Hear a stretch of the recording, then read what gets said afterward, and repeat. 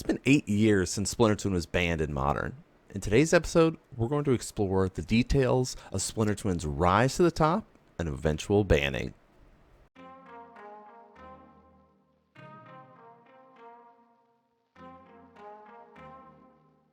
The initial version of Splinter Twin was designed as an all-in combo deck that aimed at playing Splinter Twin as quickly as possible.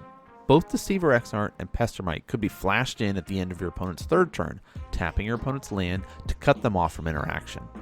On your turn 4, you would cast Splinter Twin and attach it to Pestermite or Deceiver Exart. Once attached, you could make infinite copies to attack your opponent with. This deck of course evolved and changed, mainly due to the dangers of getting 2 for 1 by your opponent responding to a Splinter Twin cast. As the deck evolved, it became more of a tempo/control deck that would combo win after trading resources, utilizing cards like Remand, Vapor Snag, Lightning Bolt, and Cryptic Command. Even without the combo, you could beat your opponents down with Vendilion Click or utilize the Bolt Snap Bolt technique to close out the game. Sometimes in Game 2, Splinter Twin players would just sideboard out their combo pieces altogether, knowing that their opponents would pull in a lot of extra removal just to deal with it.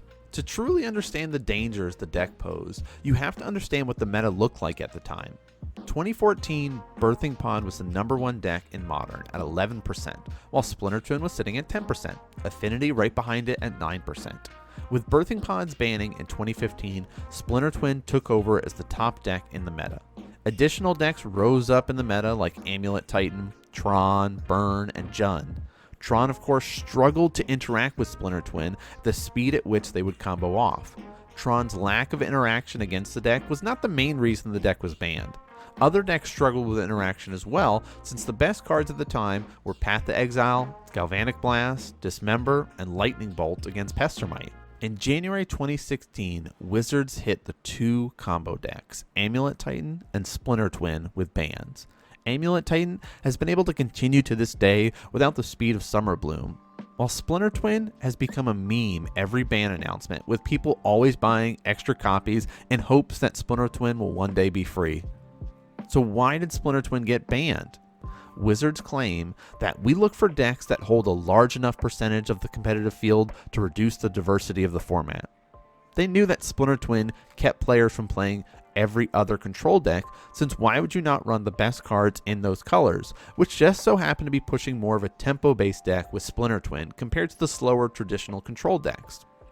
They also claim that there is Kiki Jiki as a replacement, which, if you ever played post-Splinter Twin, Kiki Court existed, but never to the same power level or consistency as Splinter Twin. Nowadays, we have so much more removal. Orcish Bowmasters, Fatal Push, Unholy Heat, Solitude, plus those classic control decks that rose up after Splinter Twin was banned have all but disappeared, with the exception of a few Grixis and Dimir control decks, but a big part of that is due to the power of the 4-color decks like Omnath.